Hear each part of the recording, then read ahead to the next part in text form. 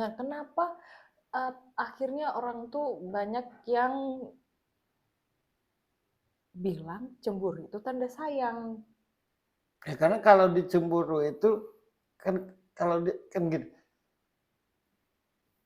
Kalau dicemburu itu berasa diharap-harapkan, terlihat diharap-harapkan. Misalkan ketakutan, takut pacarnya pergi gitu, takut kehilangan gitu. Nah, itu juga cemburu, melahirkan kecemburuan. Ada yang jangan pergi, cuma kamu satu-satunya, sembari nangis, bangga. Aku Gitu. tuh sangat sayang loh dengan kamu, sangat cinta loh. Jadi bangga.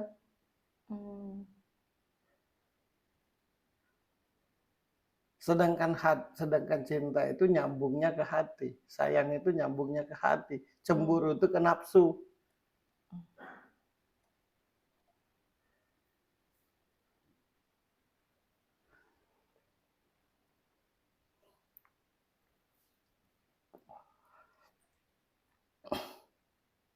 Aku tidak akan cemburu dengan lu. Kalau aku berasa, kalau aku menghargai diriku bahwa aku pintar, bahwa aku berkualitas, bahwa aku baik, tulus, nggak akan pergi kan lo dari gue. Kan gitu. Apa kesalahan orang ketika membanggakan diri? Kalau diucapkan itu jatuhnya membanggakan diri. Tapi kalau di dalam hati kita sendiri, itu tandanya bersyukur. Kalau diucapkan kan tujuannya untuk menunjukkan ke orang. Tapi kalau di hati, makasih ya Allah, aku ini pintar, diberi pintar, terima kasih ya Allah, aku ini rajin, jadi rajin, kan bersyukur akhirnya kalau dalam hati itu. Berterima kasih dengan Tuhan atas apa yang telah Dia berikan dan di dalam hati. Tapi kalau diucapkan jatuhnya menyombongkan diri, supaya dilirik, supaya dilihat, kan gitu. Jangan diucapkan, jadi jadinya nggak sombong. Kalau kita kaya ya ucapkan aja dalam hati, alhamdulillah ya Allah, atas izin dan ridhonya aku kaya, atas izin dan ridhomu aku kaya, alhamdulillah Tuhan, atas izin dan ridhomu aku punya mobil, alhamdulillah ya Allah, atas izin dan ridhomu aku punya rumah. Dalam hati aja kan untuk ke Tuhan. Kalau diucapkan itu bukan untuk ke Tuhan, supaya dipuji-puji orang.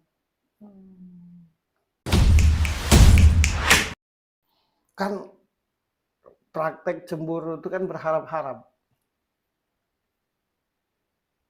Jangan pergi, kamulah satu-satunya. Kayaknya aku tidak bisa hidup tanpa kamu. Gitu-gitu kan. Nah, iya kan? Yang ngucapinnya aja kaku aku nih. Ya, karena nggak bisa kayak gitu tuh. Nah, yang mendengar tuh, oh, nah itu. Makanya semua orang tuh senang dicemburui. Itulah melahirkan cemburu tanda sayang. Iya. Padahal dari dasar cemburuan itu iblis dilaknat Tuhan. Nah, jauh. Ya, sebentar lagi akan aku ciptakan salah satu makhlukku yang bernama manusia. Sujud ya. Nah, iblis tidak terima, aku dari api. Manusia dari tanah, tinggian aku. Kenapa engkau ciptakan manusia, Tuhan? Sedangkan aku paling taat beribadah. Sedangkan aku paling patuh. Kenapa lagi nyiptain manusia? Merasa apa? Merasa lebih tinggi dari manusia. Nggak mau dia sujud.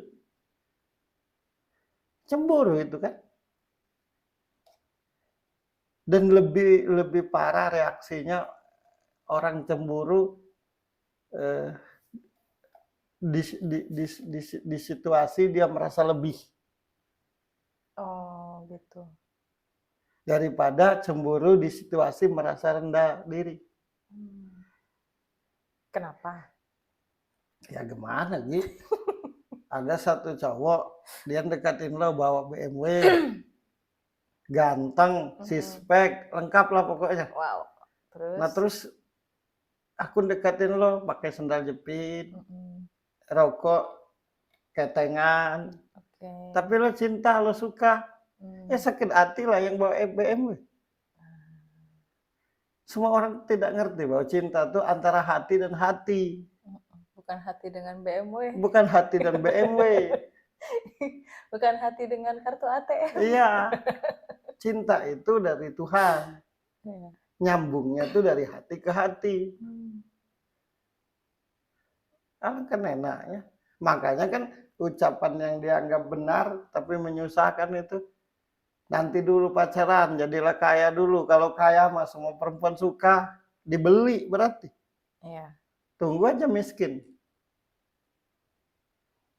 Jadi kesimpulannya kasus ini cemburu.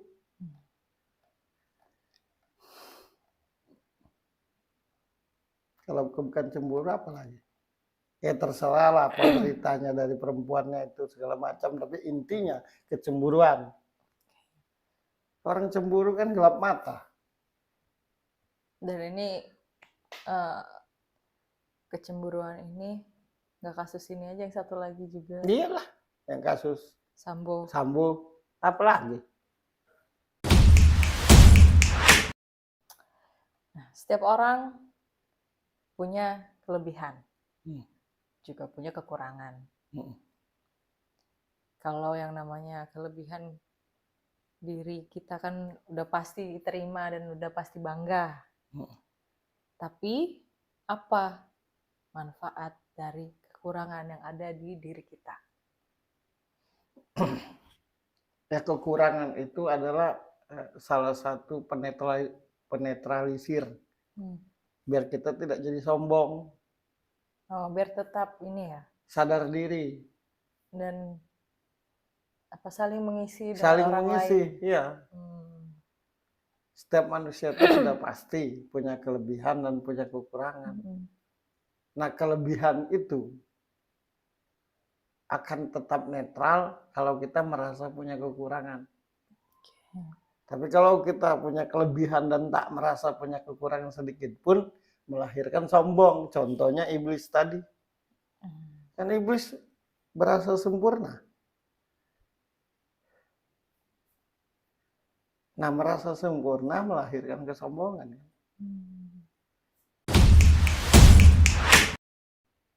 David orangnya santai menurutku.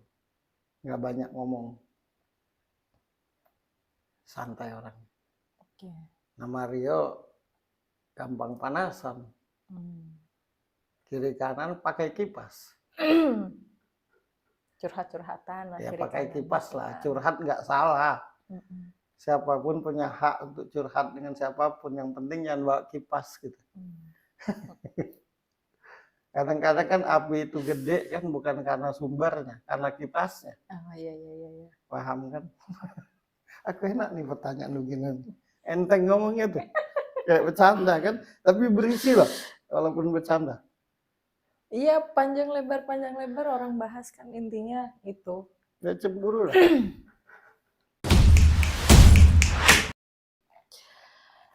Kenapa banyak sekali orang yang akhirnya nggak percaya diri? Apa sih yang bikin sekarang ini kian hari kian banyak orang yang nggak percaya diri? Dan gimana caranya biar tetap percaya diri di zaman yang sekarang ini? Sumber utama tidak percaya diri itu, penyebab pertama tidak percaya diri itu satu, karena tidak bersyukur dengan Tuhan atas keberadaannya, atas penciptaannya, atas keadaannya, atas apa yang dia punya. Itu ketidakpercayaan diri. Yang kedua, lahirnya ketidakpercayaan diri itu karena zaman sekarang ini hidup tuh mayoritas saing-saingan.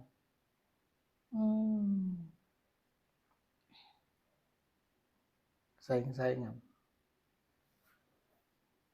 gitu. Tampil-tampilan gitu sekarang ini kan. Iya. Gede-gedean rumah, banyak-banyakan mobil, bagus-bagusan merek mobil, bagus-bagusan merek handphone kan. Iya kalau yang punya duit, kalau yang nggak punya gitu.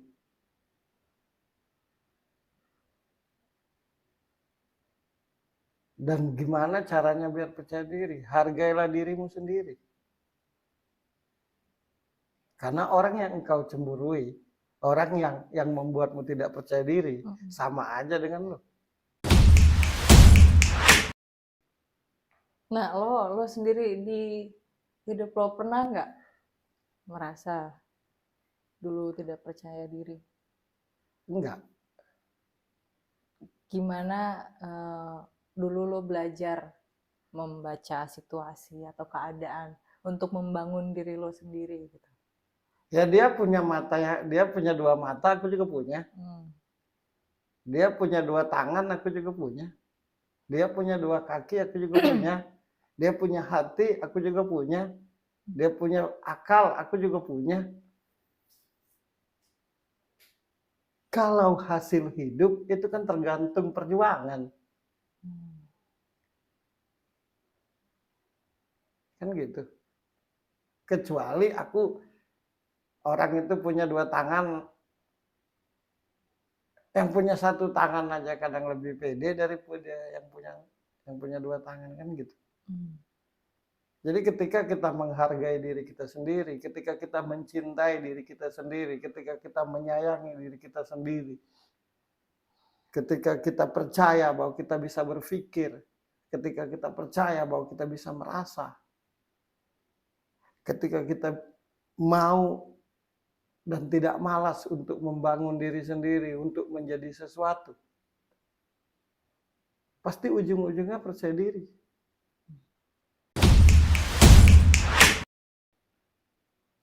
Lo kan pasti punya keinginan, Ya. punya cita-cita. Nah, misal nih, lo punya keinginan pengen punya pabrik misal. Nah, kondisinya lo belum punya nih, tapi orang lain punya pabrik yang seperti yang lo inginkan, lo bayangkan. Nah, gimana cara lo menyikapi situasi itu? Ya kalau bisa kuperjuangkan tetap kuharapkan. Kalau tidak bisa kuperjuangkan ya kuhilangkan. Intinya sadar diri lah. Kan gitu. Orang yang gagal tapi di dalam kegagalan itu dia berjuang, nggak akan patah hati, nggak akan putus asa. Orang yang putus asa itu orang yang punya hayalan aja tapi pemalas. Jadi sekalipun kita gagal dengan segala sesuatu yang kita inginkan, tapi kalau kita jalani dengan perjuangan, pasti kita sadar diri. Nah, orang-orang yang tak pede, orang-orang yang nggak percaya diri itu karena di otaknya punya hayalan aja. Tapi tidak berjuang. Tapi pemalas, tidak disiplin. Nah, menurutku kayak Mario ini kan terbiasa enak.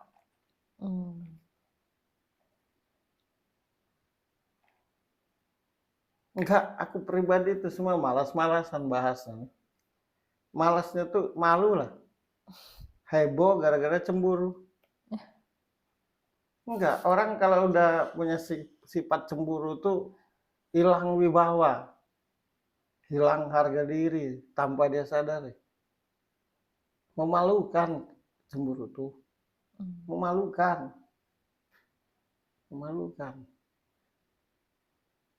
Nah, kalau kasus Mario ini karena merasa dia siapa? Nah, itu kalau dia itu merasa dia siapa, akhirnya terbakarlah hatinya. Akhirnya emosi membabi buta.